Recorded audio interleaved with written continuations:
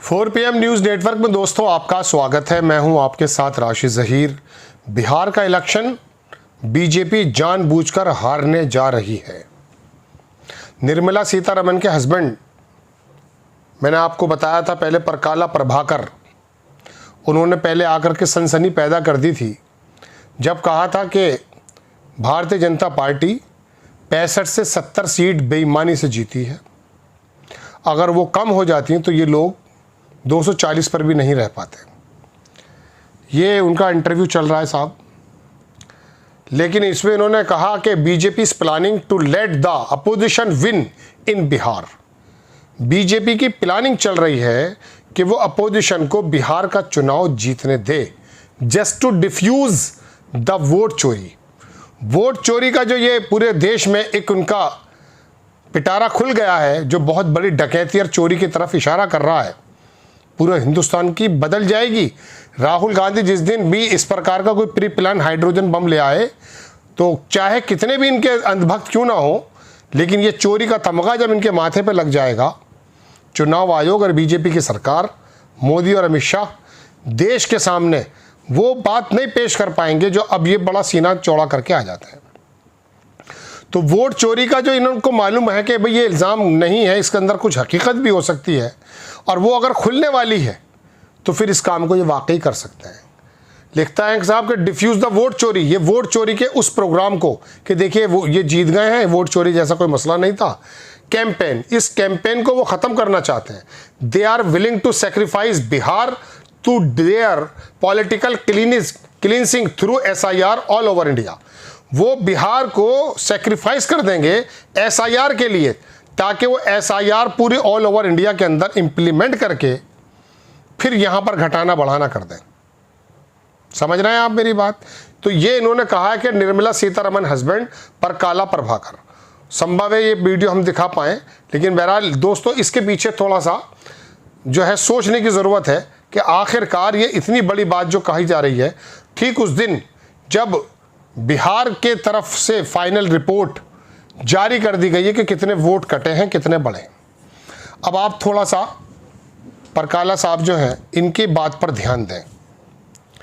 SIR यानी कि वोटों का रिवीजन, घटाना बढ़ाना घटाना, कुछ भी करना, पलायन होना, सब होना, इसके लिए जाहिर सी बात है राहुल गांधी विपक्ष के नेता तो इस लायक है नहीं कि साहब वो जाकर के चुनाव आयोग के अंदर बैठ जाएंगे। उनको तो वो चीज़ें भी नहीं मिल पा रही जो वो अक्सर अपनी इन्वेस्टिगेशन के लिए ज़रूरी समझते हैं। चुनाव आयोग नहीं देता उनको। तो ऐसे में बिहार में SIR करा करके कि देखिए हमने कराया था, ऐसे में बिहार चुनाव जिता दो। वो जो इनके क्रियाकलाप या इनके जो भी परपंच हो सकते हैं उनका इस्तेमाल ना करो। अब फिर बताएंगे देखिए साहब SIR कराया था, ये जीत गए। अब हमारे लिए रास्ता खाली है पूरे देश में SIR कराने का, रिवीजन। ये जो वोटों का रिवीजन जब करेंगे, अब ये कहीं भी लिख देंगे उत्तर प्रदेश में इतने ख़त्म, जैसे अभी बिहार में 80,000 मुस्लिमों के नाम गायब कर दिए गए थे।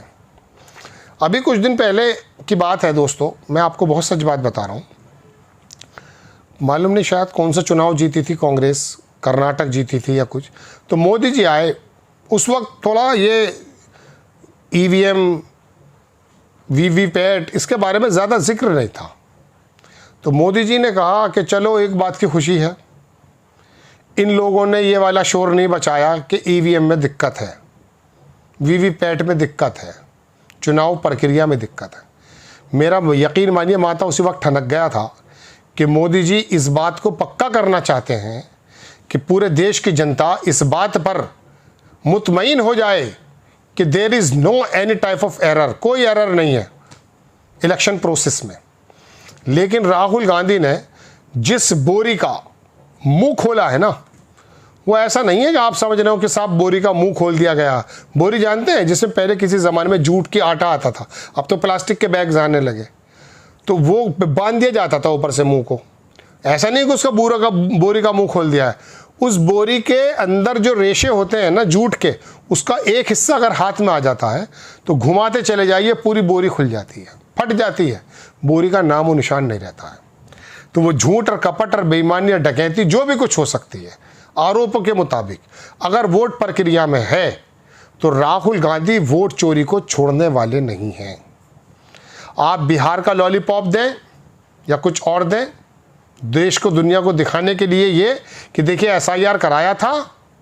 चूँकि कुछ राहुल गांधी के प्रोसेस से ये पता चला कि ईवीएम में तो राहुल गांधी साबित नहीं कर पाए, ना बताया उन्होंने कि इसके अंदर क्या चेंजेस हैं, वीवीपैट में क्या चेंजेस हैं।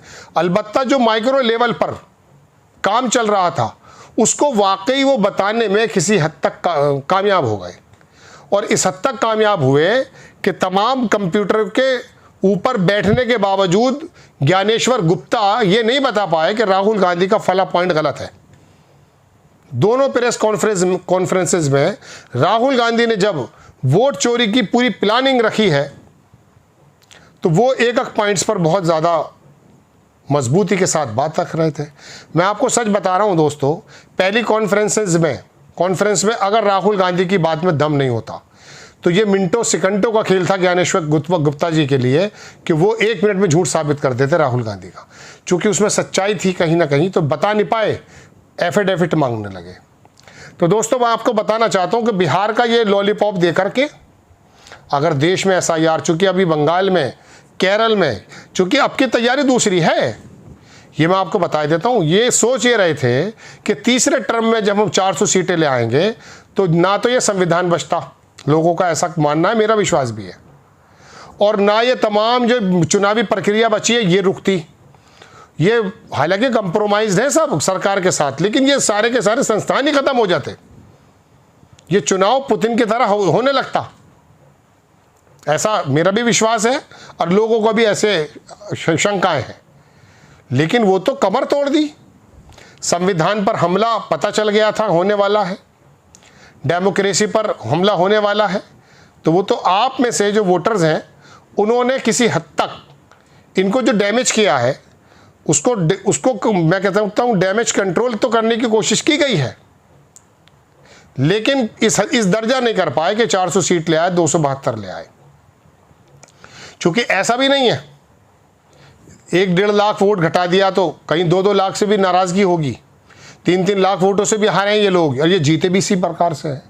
एसआईआर के माध्यम से जब 65-70 लाख 1 करोड़ वोटों का हेर फेर होगा ना, तो ये बिहार का लॉलीपॉप एक बड़ी जीत के लिए भी पैदा हो सकता है। ये कहना है जनाब निर्मला सीतारमण के हस्बैंड का, इनको पकड़ते नहीं है ये, ना इनसे कहते हैं।